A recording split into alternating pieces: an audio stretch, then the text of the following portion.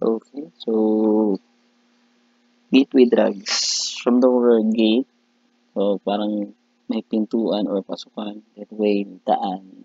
Para drugs or prescription things that we intake when we have diseases. Gateway drugs are legal drugs that non-drug user might try, which can lead him to her to a more dangerous drugs such as marijuana or shabu.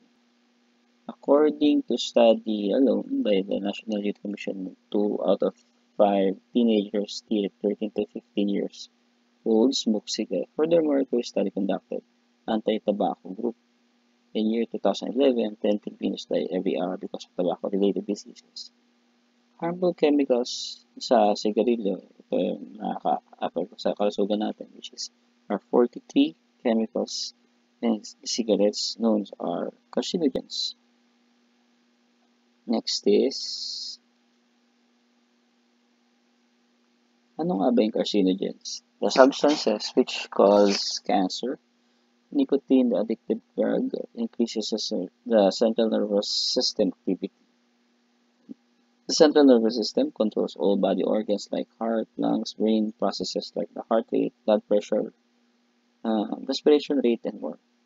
So, meron tayo tatlong klaseng cigarette smoke that is produced when someone smokes.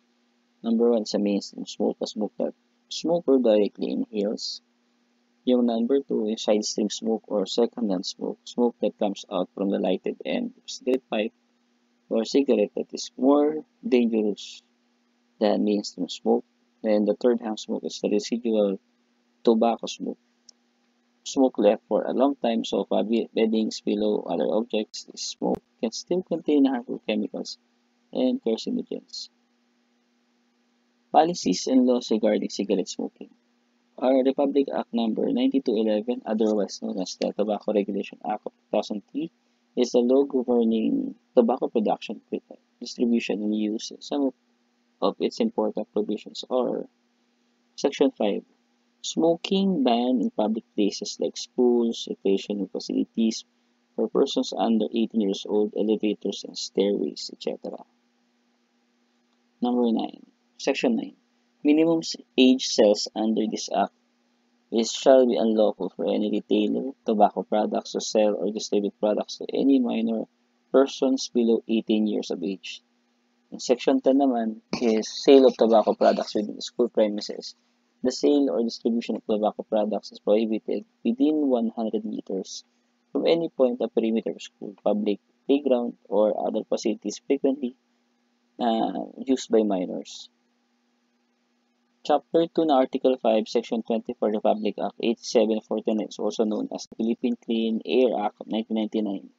Smoking inside public building or enclosed public place, including public place, public vehicles, and other transport, or any enclosed area outside one's private residence, private place of work, and a duly designated smoking area is hereby prohibited under this act.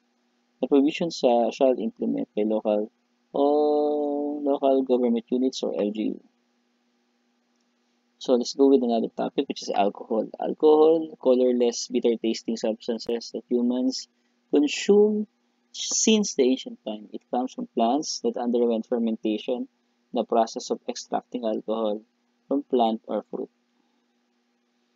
Example of fermented alcohol is beer. Beer is extracted from grains. On the other hand, yung wines are from grapes and other fruits. So, pag beer, greens. Pag wines, grapes. So, 3 types of alcohol. Meron tayong isopropyl, methanol, tsaka ethanol. Isopropyl and methanol are used for laboratories. Poisonous and fatal if taken.